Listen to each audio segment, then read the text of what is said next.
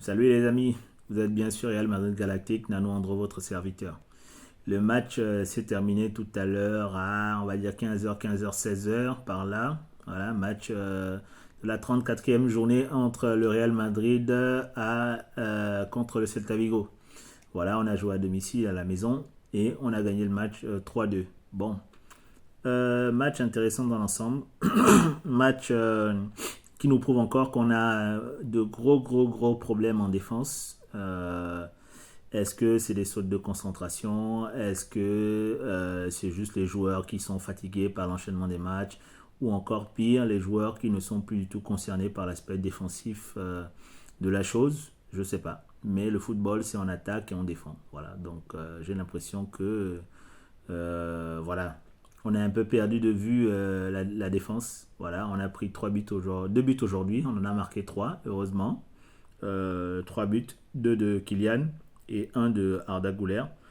De manière offensive, j'ai envie de vous dire qu'on fait un très bon match, même si j'ai eu l'impression que le Celta Vigo ne nous a pas tant posé de problèmes que ça sur le plan défensif, sur leur plan défensif à eux, c'est-à-dire que défensivement, ils ont été très moyens. Pour ne pas dire faibles, ils n'ont pas été mauvais. Si, ils ont pris 3 buts, ils ont été mauvais, ils ont été faibles, moyens. Et donc, du coup, moi, ça ne me rassure pas trop pour le match du week-end prochain, le Classico contre le Barça, parce que on a mis 3 buts, mais c'est parce qu'aussi en face, il y avait une défense qui était frileuse. Et on n'a pas mis 3 buts parce qu'on a été hyper bon offensivement, parce que l'adversaire défensivement était coriace, et donc on a su trouver la solution et faire sauter le verrou. Je ne sais pas si vous me comprenez bien. J'ai l'impression que ça a été trop facile parce que l'adversaire n'était pas assez costaud, n'était pas assez fort. Voilà. Mais à l'inverse, on a aussi vu que nous, on a aussi eu beaucoup de difficultés à contenir les assauts du Celta Vigo.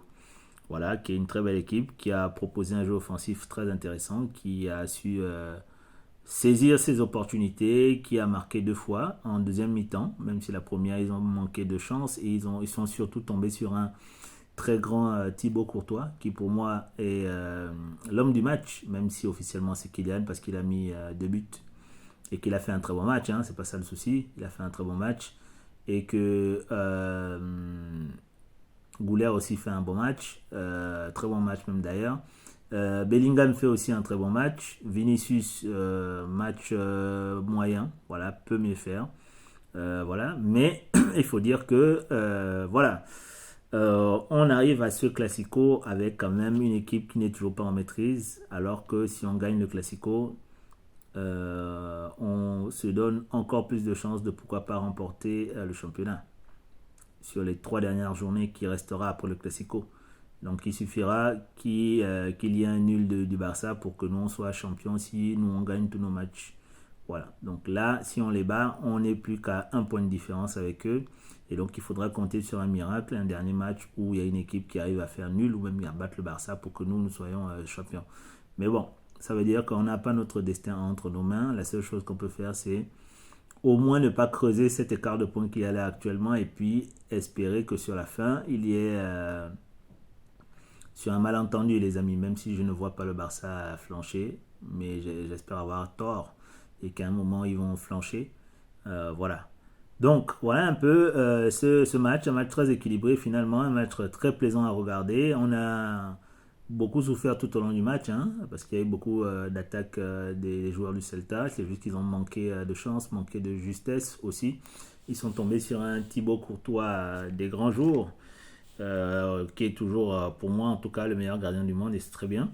Donc voilà, c'est une chance qu'on a. Bon, alors, quelques petites remarques. Est-ce que Arda Güler n'aurait pas dû jouer beaucoup plus depuis le début de la saison?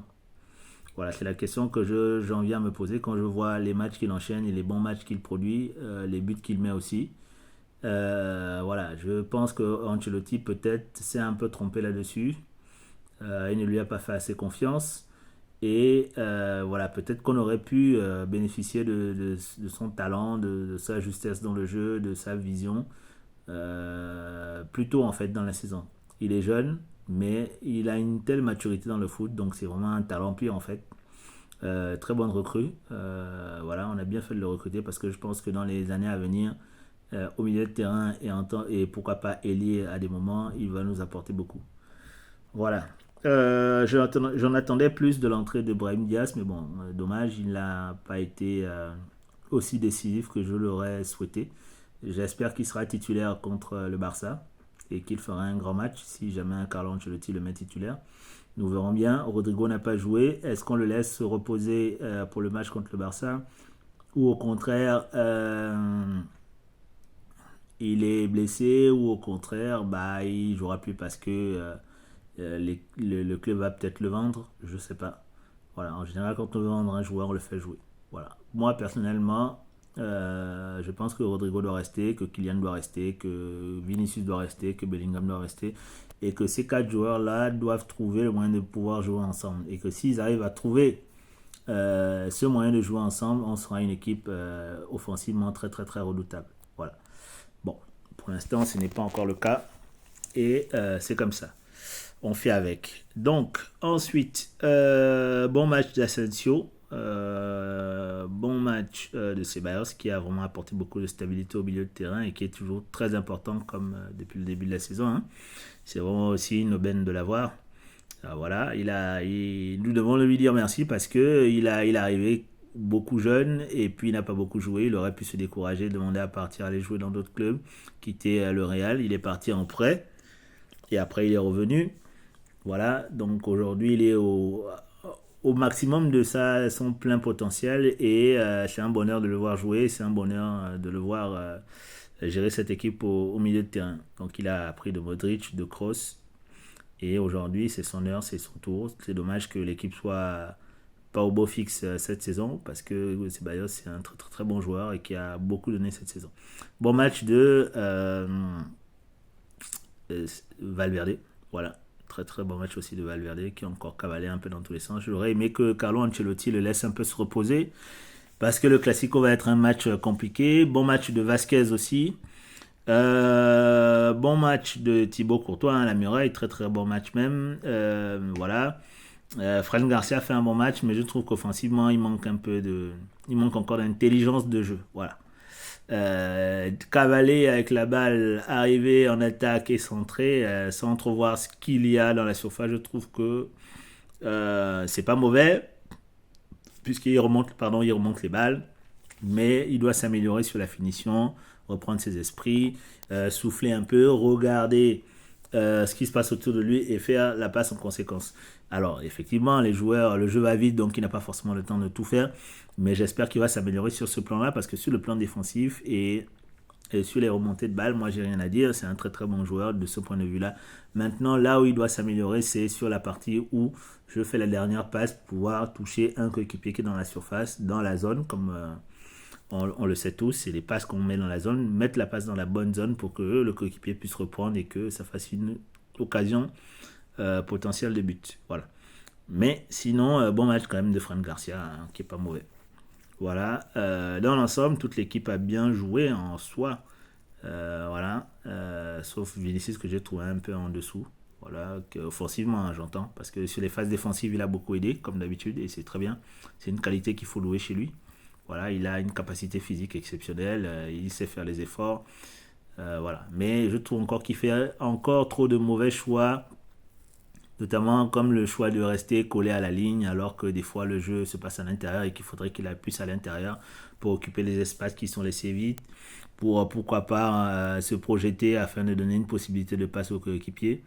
Voilà, bon. Mais il ne fait pas un match dégueulasse, mais je trouve que le match est quand même moyen et il aurait pu faire mieux. Voilà, et il faut vraiment qu'il arrête de trop souvent coller la ligne. Alors je ne sais pas si c'est une consigne du coach ou si c'est vraiment lui qui décide de ça, parce que je sais que Carlo Ancelotti laisse quand même beaucoup de liberté aux joueurs. Il n'est pas contrôle fric comme Guardiola qui lui veut que le joueur soit positionné à tel endroit, qu'il utilise tel demi-espace, qu'il fasse précisément ci, ça, etc.